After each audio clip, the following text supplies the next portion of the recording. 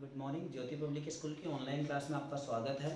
आज हम कल से आगे स्टार्ट करते हैं। जो चैप्टर हम कल कर रहे थे एटम, स्ट्रक्चर ऑफ एटम के बारे में या एटम एंड मॉलिक्यूल्स के बारे में, तो हमने कल इसकी जनरल बातें देख ली थी कि सबसे पहले मैरिसी कनाड आए, फिर उसके बाद में डेमोक्रिटस आए जिन्होंने इसके बारे में बताया। फिर हमने डाल्टन एटॉमिक थ्योरी करी थी, इसकी कुछ लॉज करे थे जैसे law of conservation of mass and law of conservation of ratio molecules के बारे में करा था हमने। तो आज हम उसके आगे स्टार्ट करते हैं। आज हम स्टार्ट करेंगे एटम से। एटम तो कल काफ़ी ज़्यादा हमने इसके बारे में देख लिया था, इसके स्ट्रक्चर के बारे में। डाल्टन जो आए उन्होंने ये कहा कि एटम सबसे छोटा पार्टिकल है जिसको हम ना तोड़ सकते हैं ना आगे कुछ कर सकते हैं। इसके बारे में हमने काफ़ी डिटेल में देखा था कि जैसे कोई भी हर एलिमेंट होता है उसका एटम अलग अलग होता है, लेकिन बाद में ये थ्योरी गलत साबित हो गई। उसके बाद में डाल्टन ने कहा था कि एटम को तोड़ा नहीं जा सकता, लेकिन आजकल हम देख रहे हैं कि जो नए नए साइंटिस्ट आ रहे हैं उन्होंने क्या कहा कि एटम को और छोटे पार्ट्स में तोड़ा जा सकता है। उसके बाद में अगर हम बात करते तो उन्होंने आइसोटॉप्स के बारे में कोई जानकारी नहीं दी थी हमें।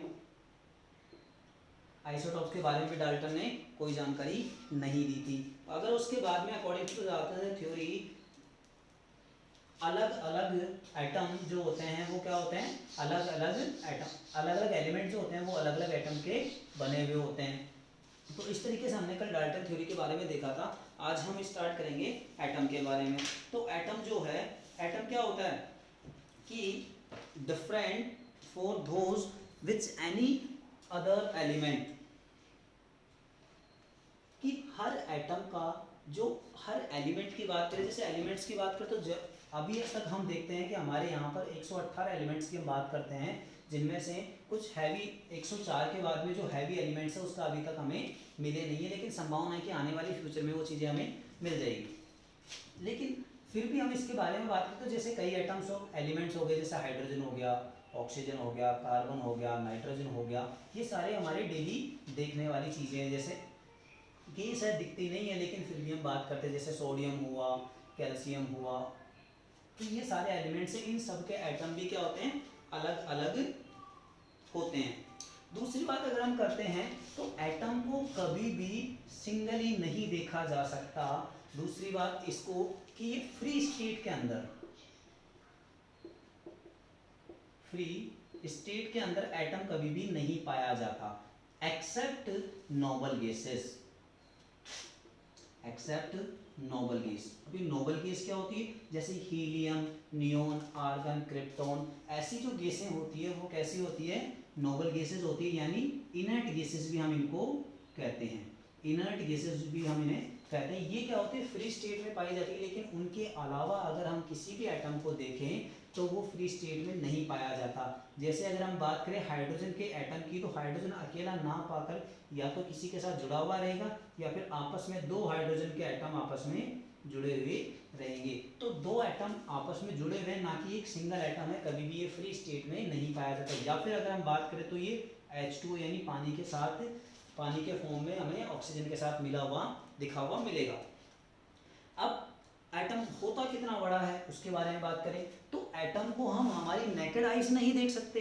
क्यों नहीं देख सकते, क्योंकि इतना छोटा होता है। अगर हम साइज ऑफ एटम की बात करें तो 10⁻⁻10 मीटर, यानी कि अगर हम 1 मीटर जो सपोज हम मानते हैं इतना बड़ा होता है, उस इतने बड़े मीटर के अगर हमने टुकड़े करने शुरू किए तो हम उसके 10⁻, यानी कि 1 मीटर के हम बात करें तो 1 2 3 4 5 6 7 8 9 10 इतने टुकड़े कर लेंगे, तब जाके हमारे को क्या मिलेगा, एटम की साइज जितना हमारी आंखों से देखना।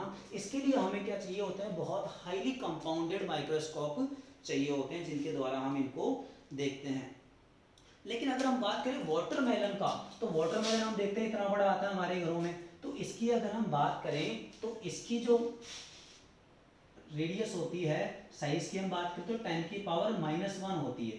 10⁻⁻1 का मतलब 1 मीटर का आपने ये हो गया 10⁻⁻1, नीचे आएगा तो हो जाएगा प्लस, यानी कि, और इसको अगर हमने मीटर में चेंज किया सेंटीमीटर में तो 10 सेंटीमीटर समथिंग इतना बड़ा होता है। तो अगर हम कई बार देखते हैं कि हमारा ये अगर इसकी साइज देखें तो हम लगभग इतनी आती है 10 सेंटीमीटर के बराबर। तो ये साइज किसकी होगी, वाटरमेलन की साइज लगभग 10⁻⁻1, और जनरल हम एटम हाइड्रोजन एटम की बात करते हैं, हाइड्रोजन एटम की कितनी होती है 10⁻10। ये हाइड्रोजन। अब इसी में हम बात करते हैं कि एटम की अगर हम बात करें तो एटम के कुछ सब एटम पार्टिकल्स हैं। जैसे हम बात करें न्यूक्लियस के अंदर भी कुछ चीज़ें होती है जिनको हम न्यूक्लियॉन्स कहते हैं। जैसे प्रोटॉन इसमें पाया जाता है, न्यूक्लियॉन इसमें पाया जाता है, और तीसरी अगर हम इसमें बात करें तो इलेक्ट्रॉन भी इसके अंदर पाया जाता है। तो लेकिन डाल्टन कह के गया था कि इसको तोड़ नहीं सकते, लेकिन हम देख रहे हैं आजकल हम क्या करते हैं, इलेक्ट्रॉन बाहर निकाल देते हैं या इलेक्ट्रॉन उसके अंदर जोड़ देते हैं। तो ये सारी चीज़ें डाल्टन के फेल होने के बाद में हमने आगे फर्दर स्टडी में ये देखा। अगर हम इसमें आगे चलते हैं तो उन्होंने जिसके बाद में क्या हुआ कि डाल्टन ने अलग अलग एटम्स एलिमेंट्स के बारे में, उनकी अलग अलग शेप के बारे में बताया। उन्होंने कुछ सिंबल दिए थे। उन्होंने सिंबल क्या दिए, तो हमने ये देखा कि एटम जो होता है कि हर एटम के हर एलिमेंट का जो एटम होता है वो अलग अलग होता है। दूसरी बात, ये फ्री स्टेट में नहीं पाए जाते, ये हमेशा किसी न किसी के साथ जुड़े हुए पाए जाते हैं। अगर हम इसके सिंबल्स की बात करते हैं तो इन्होंने जैसे कुछ सिंबल्स बताए, वो सिंबल्स हैं कि इन्होंने हाइड्रोजन के सिंबल के बारे में कहा कि अगर कोई एटम ऐसा हो उसमें ऐसा लगा हो तो ये किसका सिंबल है, हाइड्रोजन का सिंबल है। दूसरी अगर बात करें तो कार्बन के बारे में इन्होंने ऐसे कहा कि ये किसका स्ट्रक्चर है, कार्बन का। ऑक्सीजन का भी इन्होंने इसी तरीके से बनाया। उसके बाद अगर हम बात करें तो फास्फोरस में, तो इन्होंने फास्फोरस के बारे में ऐसे कहा कि ये सिंबल किसका है, फास्फोरस का। तो इन्होंने इसी तरीके से कुछ एलिमेंट्स के सिंबल इन्होंने बताए। उसके बाद में बर्जीलियस आए। बर्जीलियस ने क्या किया कि जैसे जैसे किसी का हाइड्रोजन नाम स्टार्ट होता है तो इसका नाम इन्होंने क्या दे दिया, सिंबल क्या बता दिया, H बता दिया। कार्बन की बात करें तो उसका सिंबल C बता दिया। ऑक्सीजन की बात करें तो उसका सिंबल O बता दिया। तो ये किसने बताया, बर्जीलियस नाम के साइंटिस्ट जो आया था उन्होंने बताया। लेकिन ये जो नाम है वो बेस किसके ऊपर है, इनके ग्रीक नेम्स के ऊपर, ग्रीक नेम के ऊपर। जैसे ये तो हमने देख लिए, लेकिन अगर हम आगे बात करते हैं, जैसे कुछ हमें शुरुआती एलिमेंट्स के नाम के बारे में बात करते हैं या एटम्स के एलिमेंट्स की, तो जैसे हम पहला देखते हैं हाइड्रोजन, यानी हाइड्रोजन। दूसरा हम अगर देखें तो हीलियम। तीसरा हम देखें तो लिथियम, बेरिलियम,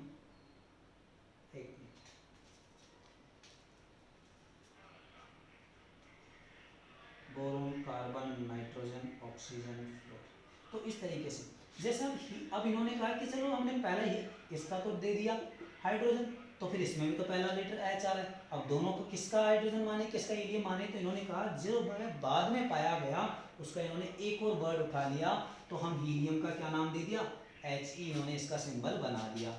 जैसे अगर हम लिथियम की बात करते हैं तो लिथियम में इन्होंने क्या नाम दिया, Li इसका सिंबल बताया। बेरिलियम का Be बताया, बेरिलियम और बोरोन, क्योंकि बोरोन पहले पाया गया था इसलिए इसका नाम क्या हुआ, बोरोन, और इसका नाम क्या होगा, बीरियम। बेरिलियम का इन्होंने बी ना सिंबल दे दिया। कार्बन की बात करें तो कार्बन का इन्होंने सिंबल C बताया। नाइट्रोजन की बात करें तो नाइट्रोजन का सिंबल इन्होंने N बताया। और ऑक्सीजन का सिंबल इन्होंने O बताया। तो ये जो अगर मॉडर्न, अब जैसे इनका तो नाम हो गया, लेकिन अगर हम देखते हैं आज के समय में कई सारे ऐसे भी एलिमेंट्स हैं जिनका हमें नाम, तो जैसे सिल्वर की बात करते हैं, सिल्वर नाम तो ऐसे है तो इसका नाम ऐसे होना चाहिए, लेकिन नहीं, क्योंकि ग्रीक लेटर्स में इनके बारे में इसको कहा जाता है अर्जेंटियम। तो इसका नाम इन्होंने क्या दिया, Ag, इसका सिंबल इन्होंने बताया बर्जीलियस नाम के साइंटिस्ट ने। अगर हम बात करें आयोडीन की, आयोडीन को I करते हैं, और आयरन, जैसे एक और एग्जांपल अगर हम देखें तो आयरन, तो इसको आयरन को हम डिनोट करना चाहिए I से, लेकिन I से ना करके इससे किसको किसमें करते हैं, Fe से करते हैं। Fe का मतलब क्या होता है, फेरस होता है, जिसका मतलब क्या होता है, जिसका मतलब ही आयरन होता है। तो इस तरीके से इन्होंने जो नाम थे किसके ऊपर बेस बताए, ग्रीक लेटर्स के ऊपर इन्होंने बेस बताए। अब तो हम सिंबल होता क्या है, सिंबल होता है कि जैसे अगर हम आज हमने हाइड्रोजन इतना बड़ा लिखे, या फिर हमने डायरेक्ट इतना सा बोल दिया कि या तो इतना बड़ा हाइड्रोजन लिखो, ये बोलेंगे तो भी हाइड्रोजन, जैसे हमने बोल दिया कि एक तो हाइड्रोजन इतना बड़ा लिखना पड़ेगा, दूसरा जैसे अगर हम वाटर की बात करें तो इसका सिंबल होता है H2, तो हम इसको ऐसे थोड़ी बोलेंगे कि 2 हाइड्रोजन प्लस 1 ऑक्सीजन ना, हमने सीधा इसको H2 बोला, इसका मतलब क्या हुआ कि वाटर मॉलिक्यूल, यानी कि एक तरीके से हम बात करें तो इसका शॉर्ट नेम हो गया, ये कैसा नेम हो गया, शॉर्ट नेम। तो सिंबल होते क्या है किसी का भी, जैसे हम किसी कई बार देखते हैं हमारे घरों में भी कोई बच्चे होते हैं जिनका बड़ा सा नाम होता है, तो घर वाले उसका क्या निकाल देते हैं, एक तरीके से निक नेम निकाल देते हैं, तो ऐसे ही सिंबल भी क्या होते हैं, निक नेम होते हैं। अब इनके क्या क्या फायदे हैं, क्या क्या फायदे हैं, तो अगर इनकी बात करें तो पहली बात तो सिंबल से हमें उसके नाम का पता चल जाता है, दूसरा उसकी पोजीशन का पता चल जाता है, और उसको बोलना आसान रहता है, पढ़ना भी उसको आसान हो जाता है। इस वजह से हम क्या करते हैं, इनको सिंबल का नाम लेते हैं। अब जैसे एक एलिमेंट है, वो एलिमेंट जिसे हम जानते हैं वो कौन सा है, कार्बन। तो इस कार्बन के कुछ एलिमेंट जो सिग्निफिकेंस है वो क्या है, जैसे अगर हम इसकी बात करें कार्बन की, तो कार्बन के एटम की बात करते हैं, तो कार्बन के एटम में इसका सिंबल होगा क्या, सी, इसका सिंबल हो गया सी। तो अभी ये सी लिखा हुआ है, इससे हमें कितनी जानकारी प्राप्त होती है, इससे हमें कि कार्बन का एक एलिमेंट है, वन एलिमेंट किसका है, कार्बन का, एटम, एक एटम है इसमें कार्बन का, ठीक है। और अगर हम इसमें बात करें तो इसका मास कितना होगा, अगर मास की बात करें तो कार्बन का मास होता है, कल हमने बात करी थी कि कार्बन के कुछ आइसोटॉप्स भी पाए जाते हैं, जैसे एक तो इसका मास हो गया 12 और कई जगह इसका मास कितना हो जाता है 14। तो ये 12 और 14 हुए कैसे कि अभी हमने थोड़ी देर पहले देखा कि जो एटम होता है उसके अंदर 3 चीजें पाई जाती है, प्रोटॉन, न्यूक्लियन और प्रोटॉन, न्यूट्रॉन और इलेक्ट्रॉन। तो प्रोटॉन प्लस न्यूट्रॉन मिलके क्या बनाते हैं, किसी भी एलिमेंट का मास बनाते हैं। तो इसकी अगर हम बात करें तो इसमें क्या होता है, 6 तो इसमें प्रोटॉन होते हैं और 6 ही इसमें क्या होते हैं, न्यूट्रॉन होते हैं। इलेक्ट्रॉन का मास बहुत कम होता है जिसे हम कंसीडर नहीं करते, यानी कि एक तरीके से नेग्लिजिबल होता है इसका मास। अब अगर हम यहाँ देखते हैं तो यहाँ हम देखते हैं कि इसमें प्रोटॉन डिजिट तो चेंज नहीं हो सकती, क्योंकि प्रोटॉन में तो एटॉमिक नंबर सेम होता है, और दूसरी बात करते हैं इसमें जो न्यूट्रॉन होते हैं वो कितने होते हैं, 8 होते हैं। इसकी वजह से ये क्या कहलाते हैं, कार्बन के आइसोटॉप्स कहलाते हैं। यानी एक जो आइसोटॉप होते हैं कौन से हैं, जिनका सेम एटॉमिक नंबर होता है लेकिन मास अलग अलग होता है। जैसे हमने कल और एग्जांपल देखे थे, हाइड्रोजन की बात की थी, 1H1, हाइड्रोजन में 1H2 और 1H3। जैसे इसको हमने हाइड्रोजन कहा, इसको हमने ड्यूटेरियम कहा और इसको हमने ट्राइटियम कहा। तो इनमें अगर बात करते हैं तो इसमें एक प्रोटॉन है सिर्फ, वो कितना है, एक है। इसमें क्या है, प्रोटॉन और न्यूट्रॉन की बात करते हैं, एक प्रोटॉन और एक न्यूट्रॉन है, और इसमें प्रोटॉन एक है लेकिन न्यूट्रॉन इसमें कितने आगे, 2 आगे। तो ये सारे क्या हैं, आइसोटॉप्स हैं जिनकी हमें इस सिंबल से जानकारी मिलती है। लेकिन अगर हम इसकी बात करें तो ये कार्बन का जो एक एलिमेंट स्टैंड कर रहा है, इसके अंदर एटम्स की बात करें तो इसके अंदर एटम्स की बात करें तो वो होता है अवोगाड्रो नंबर के बराबर, अवोगाड्रो नंबर के बराबर। अब अवोगाड्रो नंबर कितना होता है, तो हम बात करते हैं 6.022 इंटू 10 की पावर 23 एटम्स इसके अंदर पाए जाते हैं एक एलिमेंट के, कार्बन एटम में। आगे अगर हम देखते हैं तो एटॉमिक मास कैसे निकालते हैं, तो एटॉमिक मास क्या होता है कि किसी भी एक हाइड्रोजन है जो सबसे हल्का मटेरियल है, उसकी अगर हम बात करें तो हाइड्रोजन के एलिमेंट की बात करें तो 1.73 इंटू 10 की पावर माइनस की 27 kg क्या होता है, इसका वेट होता है। जनरली हम इसका वेट कितना कंसिडर करते हैं, 1 AMU करते हैं। जैसे हमने यहाँ पर ये 12 लिखा तो 12 क्या है, 12 AMU है, इसका मतलब अर्थमेटिकल यूनिट। तो अगर हम इसमें आगे और देखते हैं तो 1 AMU का मतलब होता है कि 1/12 ऑफ कार्बन एटम। 1 AMU का मतलब क्या होता है, 1/12 ऑफ कार्बन एटम, यानी कार्बन का जो वजन है उसका 12वां हिस्सा ही क्या कहलाता है, 1 AMU के बराबर कहलाता है। तो अगर हम हाइड्रोजन की बात करें तो हाइड्रोजन जो है उसका मास कितने बराबर है 1 AMU, यानी कि कार्बन का जो मास है उसका हमने 12 से डिवाइड कर लेंगे तो वो किसका मास आ जाएगा, हाइड्रोजन का मास आ जाएगा। आगे अगर हम इसमें देखते हैं तो कुछ इन्होंने मास के बारे में बात करी है, और एक संस्था होती है IUPAC यानी international union for pure and applied chemistry के। तो ये संस्था क्या करती है, कोई भी नया एलिमेंट खोजा जाता है या डिस्कवरी उसकी होती है तो क्या किया जाता है, उसका नामकरण करने का काम IUPAC संस्थान का होता है। ये एक ग्रुप ऑफ पीपल्स है कई देशों के जो क्या करते हैं, जैसे IUPAC, ये हम आगे कार्बन जब चैप्टर पढ़ेंगे तो उसमें हम डिटेल से पढ़ेंगे इसके बारे में। वैसे इसकी फुल फॉर्म की बात करें तो international union of pure and applied chemistry. तो केमिस्ट्री के अंदर जितने भी एलिमेंट्स वगैरह पाए जाते हैं उनका नामकरण कौन करता है, ये IUPAC संस्थान करती है। अब ये क्या कहती है, इन्होंने कई सारे नाम बताए जो कुछ के नाम हमें ध्यान होना, एटॉमिक मास वगैरह ध्यान होना हमें जरूरी है। जैसे हाइड्रोजन का कितना होता है 1 होता है। जनरली हम क्या करते हैं कि मास की बात करें तो हाइड्रोजन के अलावा जनरली उसके जस्ट दुगना हो जाता है। जैसे हाइड्रोजन की बात करें, ऑक्सीजन की बात करें, कार्बन की बात करें, नाइट्रोजन की बात करें, और एलिमेंट्स हम इसके देखेंगे आगे। जैसे इसका एटॉमिक मास की एटॉमिक नंबर की बात करते हैं। पहली बात, एटॉमिक नंबर क्या होता है कि किसी एटम के अंदर कितने प्रोटॉन पाए जाते हैं वही उसका क्या होगा, एटॉमिक नंबर हो गया। जैसे हाइड्रोजन की बात करें तो हाइड्रोजन में नंबर ऑफ एटम 1 होता है, ऑक्सीजन में कितने होते हैं 8 होते हैं, और कार्बन में कितने होते हैं 6 होते हैं, नाइट्रोजन में कितने होते हैं 7 होते हैं। तो इस तरीके से ये तो क्या होंगे इसका एटॉमिक नंबर। एटॉमिक नंबर ही क्या है, एटॉमिक नंबर ही क्या है, नंबर ऑफ प्रोटॉन्स हैं। नंबर ऑफ प्रोटॉन्स ही क्या कहलाते हैं, एटॉमिक नंबर कहलाते हैं। अब इसके मास की बात करें तो मास क्या किसके अंदर होगा, वही AMU के अंदर, यानी अर्थमेटिक यूनिट।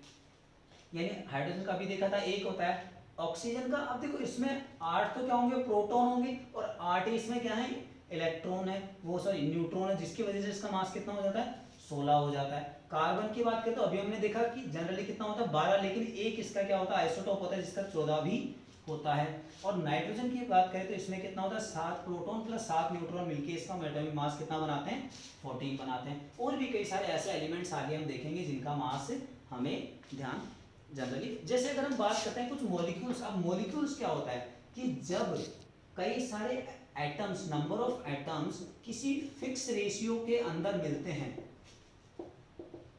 फिक्स रेशियो के अंदर जब एटम्स आपस में जुड़ते हैं तो वो क्या बनाते हैं, एक मॉलिक्यूल बनाते हैं।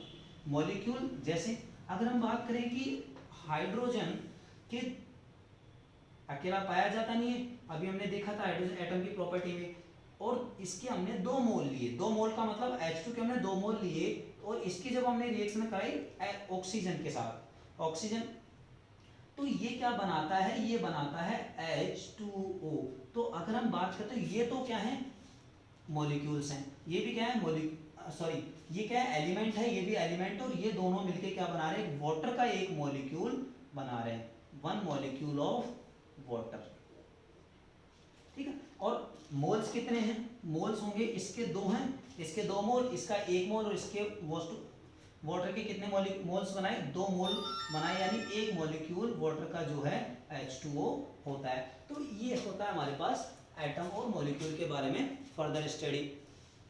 अगर हम इसमें आगे और देखते हैं तो कुछ चीज़ें इसमें आ जाती है, रिलेटिव मास के बारे में आती है, और आगे जो हमारा कि एटम क्या ये एटम है हमेशा ऐसा ही रहेगा, तो एटम कभी भी चेंज नहीं होता, ये हमने देखा था, ना ये बड़ा होता है ना धीरे धीरे कम होता है। पता चला आज ये बोर्ड इतना है, कल हम आके देखे तो या तो हमें इतना सा मिले ये बोर्ड, आज हमने अपने लिए घर बनाया और कल वो घर कुत्तों के रहने जितना छोटा सा घर बन गया। तो एटम क्या होता है फिक्स होती है, इसकी साइज ना कम होती है ना बढ़ती है, इसकी साइज क्या होती है आपस में। अगर हम एटम की जनरली बात करें तो कई सारे आगे जो साइंटिस्ट है इन्होंने एटम के बारे में बताया कि एटम क्या होता है, जैसे एक थॉमसन आया था इसके बाद में, थोड़ी सी जनरल जानकारी के लिए बता दूं तो थॉमसन ने कहा कि एक वाटरमेलन के जैसा क्या होता है एटम होता है, जिसके अंदर जैसे वाटरमेलन में क्या पाए जाते हैं बीज पाए जाते हैं बीच बीच में, तो उसने कहा कि जो बीच बीच में बीज पाए जाते हैं वो तो इस एटम के अंदर क्या है नेगेटिव चार्ज है।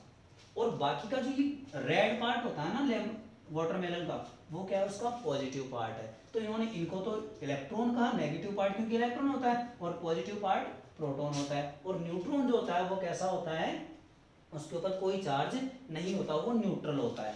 लेकिन बाद में पता चला कि ये तो गलत निकला।